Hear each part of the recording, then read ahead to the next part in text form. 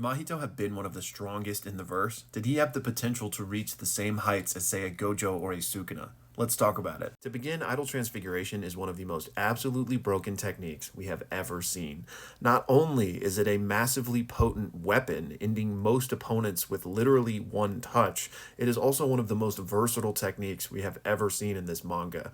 Just the pure adaptability of it is insane. Not only offensively, but defensively. The way Mahito can shift his own body to literally anything he wants that can solve any number of problems for him. I mean, 99% of people in this verse cannot even hurt him. Point blank, period. Like, that's it. You have to have an ultra specific technique that can target the soul, the unique capability to be able to perceive the soul, or like a special grade curse tool. Those are the only ways he's ever being damaged. It's absolutely ridiculous. And as Gojo tells us early on in this story, roughly 80% of a person's power is based on their innate talent, just the hand of cards they happen to be dealt, aka your curse technique, your cursed energy potential. And Mahito, as we just said, has one of the absolute best. Also, we know Mahito is a special grade cursed spirit, unregistered but special grade nonetheless, meaning his power is so great that it cannot even be classified in the typical 1 to 4 ranking system. In fact, all of the disaster curses are unregistered special grades, and not for nothing, they view Mahito as their leader.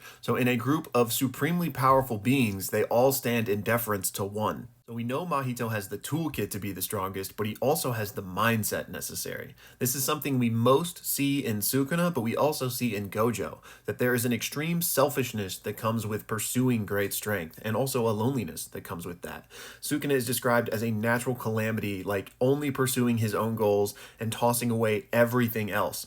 This is what he blasts Jogo for in his final moments, saying, you know, you should have just burned everything to the ground in pursuit of trying to catch up to Gojo, but you didn't. And this is why in this scene specifically, I believe Sukuna doesn't attack Mahito for his 0.2 second domain expansion. I have a whole video explaining this scene, so check that out if you want more in depth. But I think this was a game recognized game moment. Sukuna recognized that Mahito has that burning passion to just pursue his own goals at the cost of everything else. So not only does he have the toolkit and the mindset, but he's also got the talent and the skills necessary to capitalize on both of those things. Mahito has some insane feats, not the least of which is the fact that he developed a domain expansion as quickly as he did.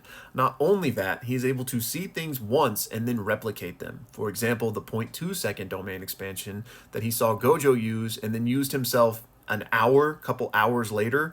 Not only that, but Black Flash. It gets used on him and then he performs one. The most important aspect to all of this, in my opinion, is the fact that Mahito is a baby. Like, he is at max 2 years old and he is doing all of the things that he is doing. Just give him 10 years, hell, give him 30 like Gojo, and just imagine the absolute monster he would be. Now, could he have literally passed the likes of Gojo or Sukuna?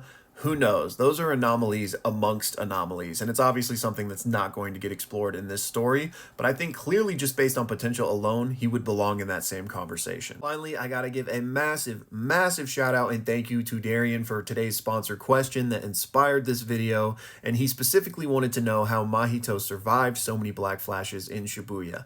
Well, like we've been talking about in this video, it's because, first of all, he's just built different. But secondly, again, only Yuji's Black Flashes were even hurting him. You know, Toto's, for example, did nothing because Toto cannot perceive the soul. But yeah, it's basically just Mahito is that strong, and really those Black Flashes were the only thing doing substantial damage to him in the first place. So I hope that helps explain it, and man, again, thank you so much.